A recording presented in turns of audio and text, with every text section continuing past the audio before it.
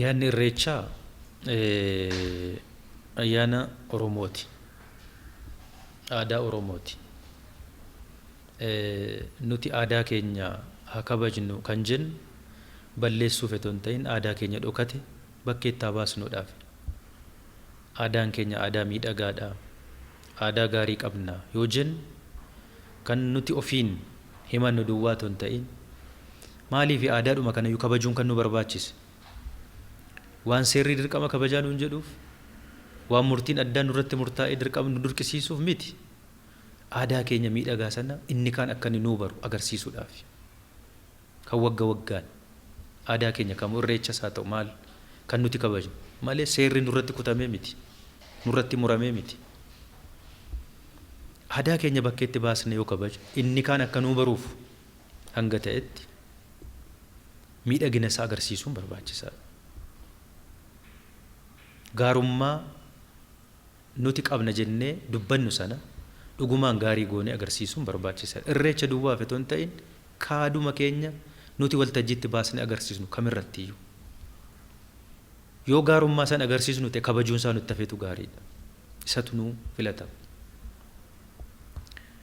Ayyaanni Irreechaa ayyaana Oromoo, ayyaana miidhagaa hanquu wayiituu hin qabne. Kanaan dura sababa adda addaatiin ayyaana Irreechaa kanarratti rakkoon garaagaraa mudatanii jiru. Waan hundi keenya itti qaanfanne, waan hundi keenya itti gaddine, godaannisa hunda keenya keessaa iyyuu hin banne Irreecha irratti nu mudateera. Seenaan sana yoomiyyuu hin dagatu. Haa ta'uuti garuu bara baraan nuti rakkoo wajjin jiraachuu nurra hin jiraatu. Rakkina keenya irraa waan barannu qabna. Rakkinni keenya waan nutti agarsiisu qaba. Kan rakkina wajjiniin waliin bara baraaf jiraatu rakkataa duwwaadha. Nuti immoo warra rakkinaaf fala laachuu danda'u, fala barbaaddachuu danda'u malee warra rakkina waliin bara baraaf bu'aa jiraatu jedheen amanu. Irreechi ayyaana keenya, ayyaana Oromoo miidhagaa argatee dhugumaan miidhagaa goonee kabajuun nurra jiraata. Godaannisni kanaan dura Irreecha irratti nu mudataa ture haa dhaabbatu, nurraa dhaabbachuu qaba. Eenyu olitti Oromoo miidhe malee eenyu nu hin miine. Hin nu miidhe otoo hin ta'in warri kaan aadaa itti kolfamu, aadaa itti qaaneffatamu godhanii nu laalan malee nun fayyadu, nuun nu miidhe. Eenyu isaa balleessu, eenyu isaa tolchu nuun nu miidhe. Wanti taateewwan Irreecha irratti ta'aa turan. Ammaan booda sana seenaa godhuutu nurra jiraata jedhama. Seenaa godhuu qaba. Aadaa miidhagaa qabna, aadaa keenya miidhagaa sana waltajjii irratti agarsiisuudha. Isatu nu fayyada. Isatu addunyaa fuulduratti hawwatamaa miidhagaa nu taasisa, kabajamaa nu taasisa saba kana waan ta'eef. Kanaafuu Irreechi keenya baranaa ummanni keenya karaa adda addaa tokkummaan inni qalbii walii hiruu, yaada walii hiruu, gurra walii hiruu jalqabe kun Irreecha irrattis mul'achuu qaba jennee yaadna. Irreechi kun ayyaanni Irreechaa ayyaana mootummaa miti. Ayyaana uummata kanaati, saba kanaati. Kanaafiyyuu ummanni kun yookiin sabni kun akkaataa aadaa isaatiin ayyaana kana kabajachuu qaba.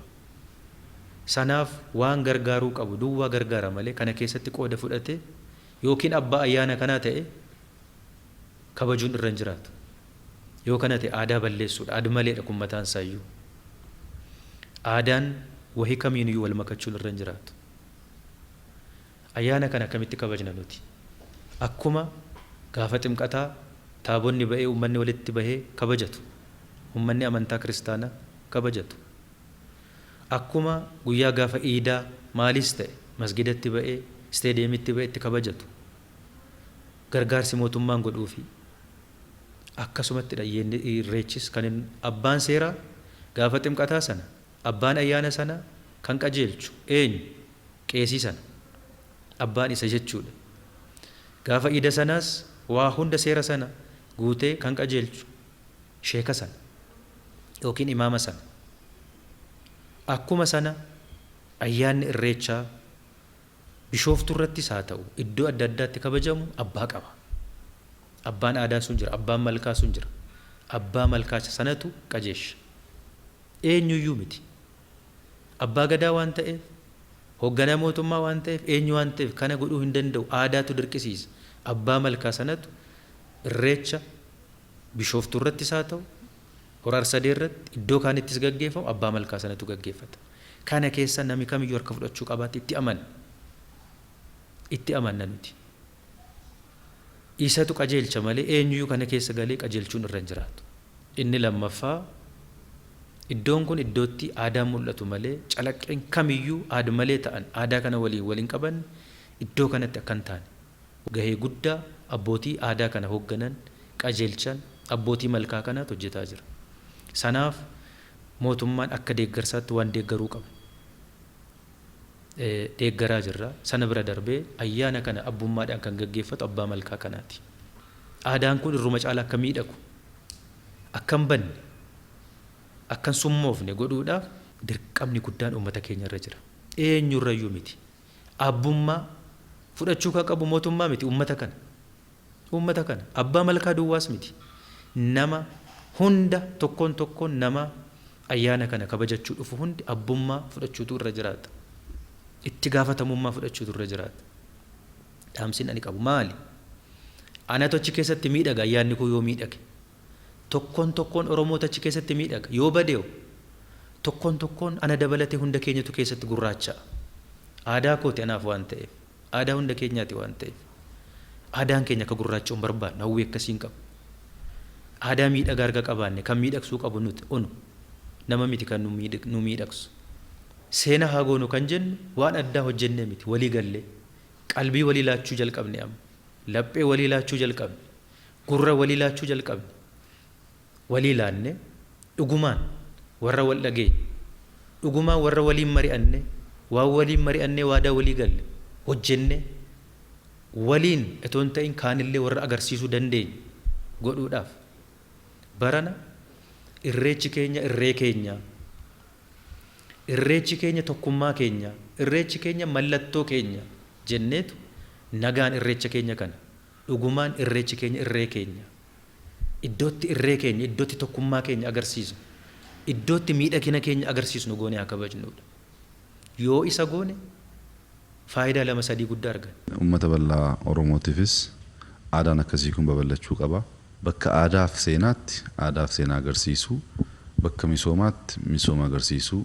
Bakka yaadni garaagaraatti burqee immoo yaadaan wal falman yaadaan falmuu danda'u.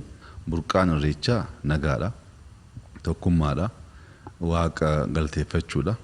Kun immoo aadaa guddaa ta'uusaa Oromootaaf duwwaa osoo hin ta'in sabaaf sablammii biyya keenya jiraatan hundaaf ergaa guddaa dabarsee jira.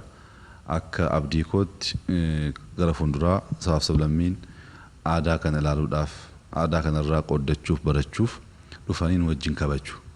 Aadaan kun nagaadhaan dhumuunsaa baramaa gaafa deemu abbaa aadaa sanaaf duwwaa osoo hin ta'in namoonni baay'ee ayyaana akkasiirraa barachaa qoddachaa akka deemaniif carraa waan uumuuf namoota biyya keenyaaf duwwaa osoo hin ta'in namoonni biyya alaas namoonni lakkoofsi isaanii baay'ee guddaa ta'e al tokko ba'anii ayyaana kabajan kan ilaalu fedhii qabu.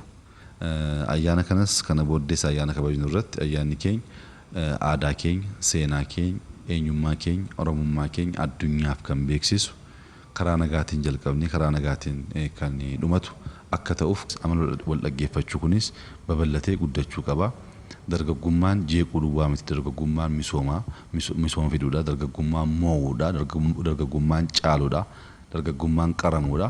Kun immoo tooftaa ofii qabaatee deemuu akka danda'uuf wal dhaggeeffachuun baay'ee barbaachisaa waan ta'eef aadama keenya waan ta'eef ayyaanni keenya amaluma kanaan haaluma kanaan gara fuulduraas bifa gaarii ta'een akka kabajamu abdii guddaa qabna. Galatoomaa.